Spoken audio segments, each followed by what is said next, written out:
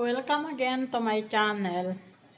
Ngayon, ipapakita ko kung paano ako gumawa ng sinigang na baboy. Di ko na ipinakita lahat.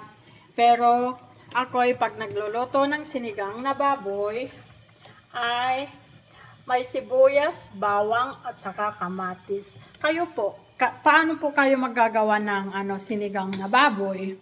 Ako ganun po ako kasi mas masarap pag may may kamatis at saka lalagyan ko din ng pangsinigang.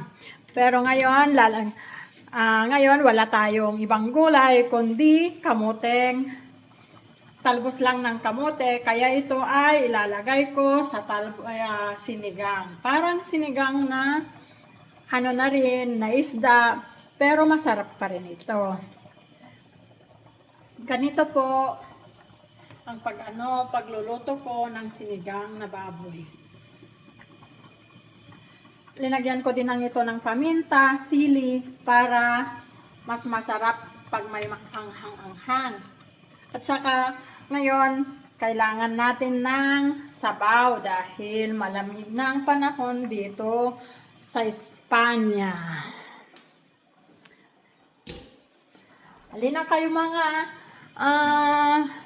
guys, para kakain na tayo. Ganito lang ang pagluluto ko ng sinigang na baboy. Saka linagyan ko din ng sili na yung mahahaba. Padron ang tawag namin dito. Kasi wala yung mahahaba. Kaya yan na lang ang ginawa ko.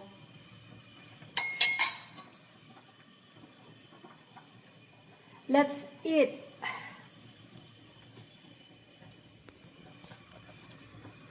Sandok na tayo.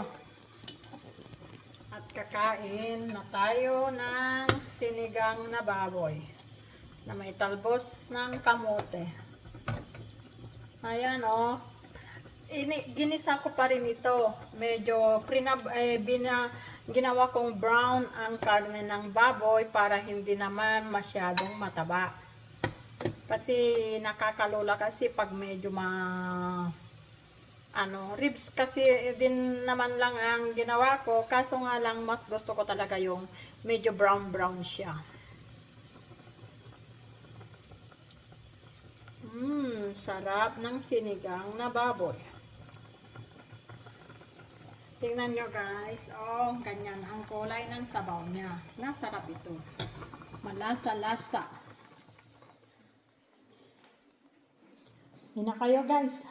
Kain na tayo.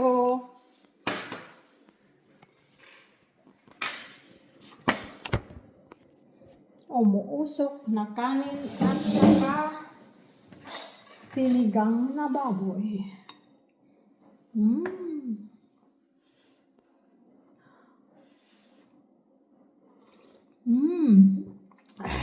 Tamang-tama ang anghang at saka asim.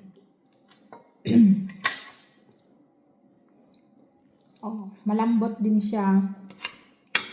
Ganito.